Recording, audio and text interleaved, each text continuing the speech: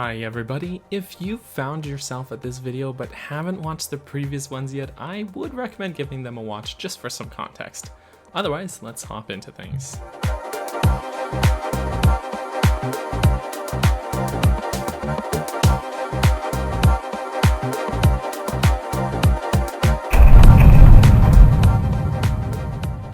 In Link's quest to find the 3 spiritual stones before Ganondorf can, in collaboration with Zelda, we have collected both the spiritual stones of fire and the spiritual stone of the forest.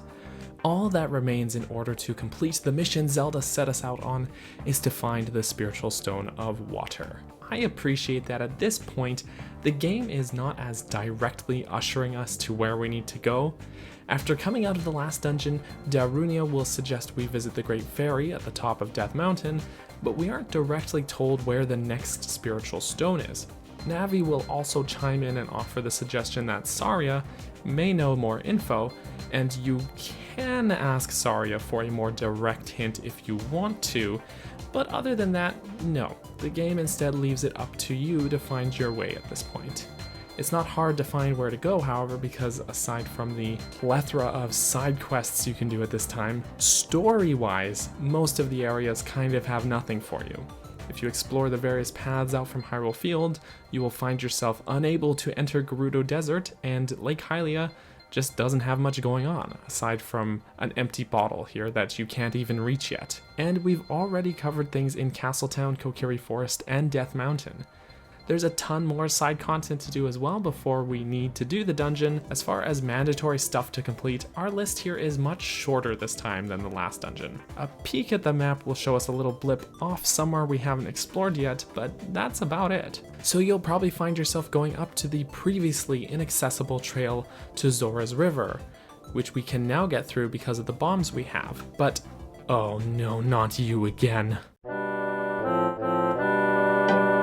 Okay. Aside from being annoying and talking too much, I actually really dislike Gapora Gabora's dialogue here. Up until we ran into him, the game has shown us respect and allowed us to sort of find our own way here. And then he just straight up tells you, yep, go play the song at the waterfall, buddy. The text at the Sleepless Waterfall itself is already a big enough hint, in my opinion, that you need to play Zelda's Lullaby here, but sure, spoil the fun of figuring it out ourselves, why don't you? Ugh. Anyways, the trek up Zora's River isn't all that hard, but it is quite fun in my opinion. Once we make it inside Zora's domain, we'll find that the Zoras are all in a bit of a panic because their princess Ruto is missing. The king is completely overcome with worry, barely acknowledging that we're standing there, so we're forced to look around on our own. After completing the diving game and getting the silver scale, we can now dive deep enough to look at that suspicious underwater doorway thing here, which we'll find is a shortcut to Lake Hylia. Hey, by the way, it totally makes sense that the Zora, being fish people, would use a huge underwater shortcut like this, but Link? He'd have to travel the entirety of Hyrule Field submerged underwater. How does he not drown? Is there just a current that is that fast? I don't know. At Lake Hylia, we can now dive deep enough to grab that empty bottle, only to find that it's not empty. There's a note from our missing Zora princess inside that Jabu-Jabu has eaten her. Showing the Zora King this letter, he is skeptical, but mentions that Ganondorf did stop by, and since then, Jabu-Jabu, their patron deity, hasn't been himself. So he asks you to go check it out. The only way to get Jabu-Jabu to open his big mouth is to feed him and just get swallowed ourselves, so we can use that empty bottle that the game has just provided us to grab a fish and offer it up.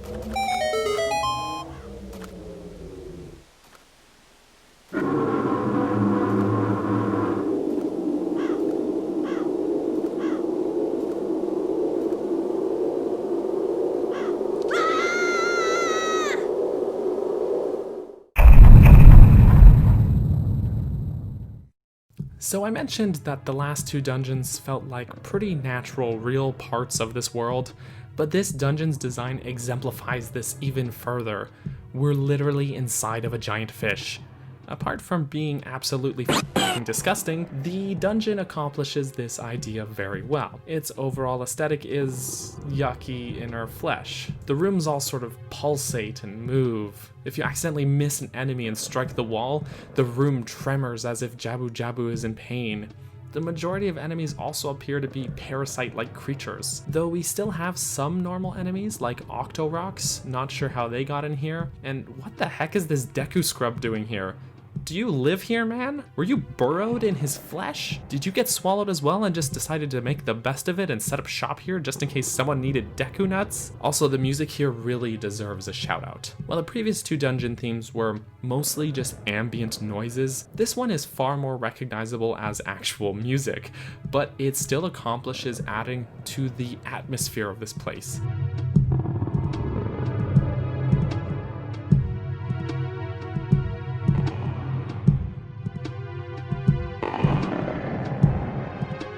The beat sounds almost like it could be Jabu-Jabu's heartbeat, and there's a bunch of sounds that could be like his stomach churning or indigestion or something. Again, conceptually, I find this all really gross, but that's exactly what they were going for, and they achieved this really effectively. Since we have to get gobbled up in order to enter the dungeon, it makes perfect sense that the entrance room is Jabu-Jabu's mouth.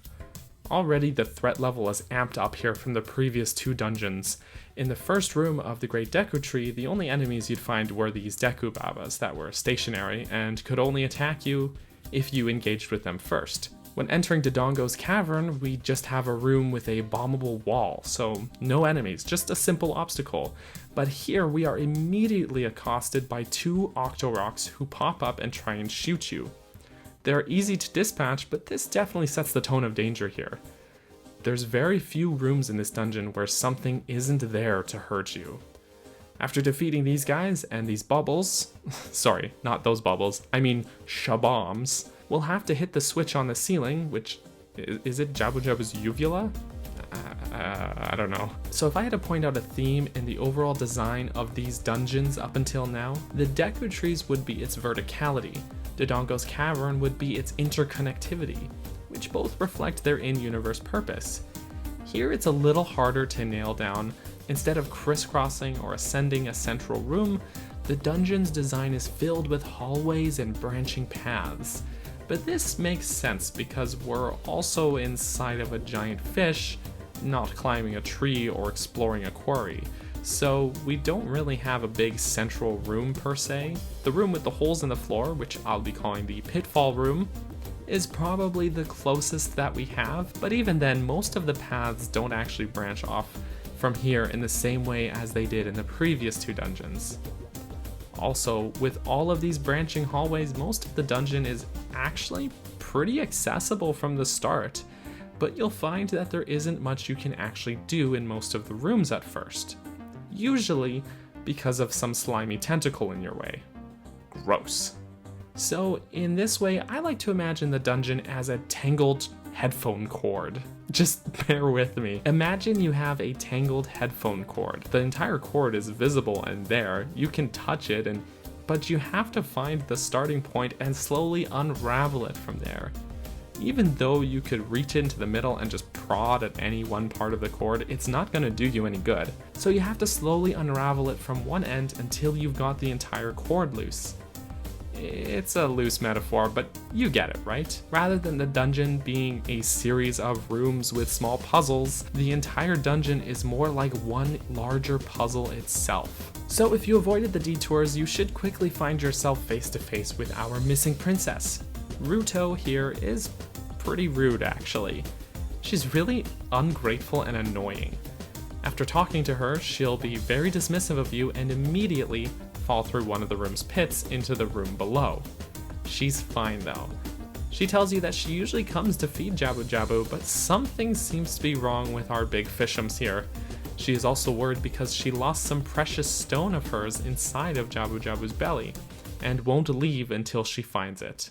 There's a kidney stones joke in here somewhere, right? So from here you have to literally carry her around the dungeon, which does sound annoying, but she happens to be the game's most powerful weapon. You can just throw her at enemies and you'll be able to kill most of them in one shot. She doesn't even seem bothered by it, or hurt, which is great because a lot of these enemies will actually hurt you if you try hitting them with your sword. Side note, but I've never understood why if Ruto gets submerged in water or whatever bodily fluid it is, she just vanishes and respawns in the first room you found her in. She's a Zora. Water shouldn't be an issue for her, but oh well. Anyhow, bringing her back to the upper level and through the pitfall room, we'll find this set of branching hallways. At first, only 2 of the 5 rooms are unlocked. One has this giant parasite tentacle thing that you can't kill, and the other has a bunch of these stingers, which are pretty easy to deal with using your slingshot. Here we'll find the dungeon item, the boomerang. The boomerang is sort of a Zelda staple, and it retains its ability in this game, not only as an offensive weapon, but as a way to fetch items that are out of reach. Now that we have the boomerang, things start to unravel more easily for us. We can kill these parasite tentacles, which all correspond to tentacles that block different paths in the dungeon. So for every one of these that we kill, we unravel more of what we can accomplish here. Working our way through the 4 remaining rooms, we'll find both the map and compass. Now, just a nitpick here, but having these 3 things all so close together kind of removes the fun of opening up those treasure chests for me, because it's all just too much all at once. The map and compass in particular are literally in adjacent rooms. I just wish it had been better paced and spread out a bit. But that's just me. Once we've worked our way through the 5 rooms at the far end of the dungeon, we make our very short backtrack to the pitfall room. Now that we've killed the last of those parasitic tentacles, a final pitfall is accessible here, which will drop us off onto the upper ledge of the basement room. Entering the next room, we'll find the Spiritual Stone of Water. This is not only what we were after, but it's also that precious belonging of Ruto's that Jabu-Jabu had swallowed. Now you can't actually reach it, so you have to throw Ruto up onto the platform to grab it. But before you can do anything, the platform raises up and Ruto is captured. When the platform comes back down, we'll have to fight this dungeon's mid-boss, the giant Octo. He's not too hard. In fact, the bigger danger is accidentally sidestepping into the spikes in here. You have to use your new boomerang to stun him, and then hit him in the back with your sword. While he probably won't do too much damage to you, he doesn't stay stunned for long, so you have to make sure that you're quick on your offense. Once he's defeated, we can ride the platform up to the 2nd floor, make our way through this room with these weird meat cube things, and connect back to the elevator room near the entrance. It's a quick jaunt through this previously inaccessible door, through one last short room where you hit a switch using your boomerang, and you've unraveled the entire dungeon now. On to our final challenge. We don't get quite as cool an intro this time around. No dungeon boss lurking out of sight, or big Jurassic Park-like intro. But the short cutscene here still does its job. At first we see what appears to be more of the Bari, that's those little electric jellyfish guys we've been fighting, but then it turns out that they are actually just part of one larger creature, Baronade.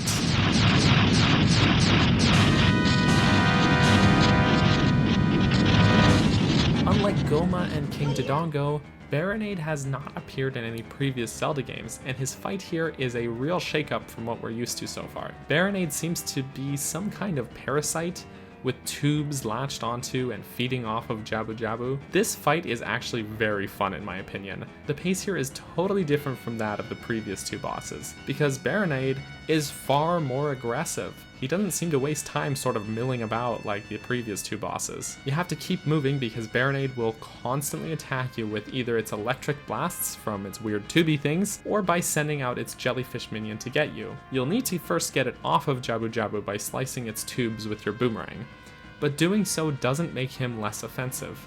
In fact, he'll then start using his spinning attack and rush at you. You can also kill those jellyfish if you want, in order to stop Baronade from being able to use them. Despite the pacing being different, this boss still does follow the established formula in which you'll need to use your new item, the boomerang, to stun him. This will open up the opportunity for you to do some damage with your sword. This isn't bad though, it's just building upon the established method by adding in a much greater level of threat. In short, Baronade is a far more threatening and a much greater challenge than the previous 2 bosses, and from an in-universe standpoint, he absolutely makes perfect sense to be the cause of poor Jabu-Jabu's ailments. Once defeated, he'll explode into a disgusting, horrible mess.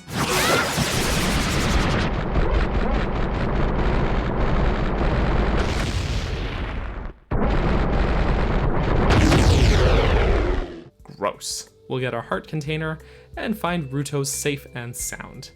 At first she complains that you kept her waiting, but once you warp out together, you'll find that she's warmed up to you, and even thought that you were actually pretty cool. Though it goes right over Link's head that it's a sign of engagement for the Zora, Ruto will give you the 3rd spiritual stone.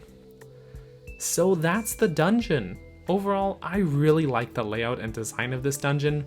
Rather than being a series of rooms with smaller puzzles, the dungeon design itself is like one larger puzzle to unravel. Though its aesthetic is, in my opinion, completely horrible and gross, that is just a testament to how well they accomplished what they were going for. And the concept of being inside of a large creature is also a really unique concept that we haven't really explored in Zelda since then. Despite me being a bit squeamish, I like it a lot. Hey everybody, thank you so much for tuning into this video. If you enjoyed it, make sure to subscribe and stay tuned for when the next one comes out, because I am going to be doing all those dungeons. I also just want to say thank you to those who took the time to support me on Patreon, particularly those who supported at the cheese tier or higher, which includes Brenda, Tetra, and Callie. Thank you so much again, you guys, and I will catch you next time. Bye bye!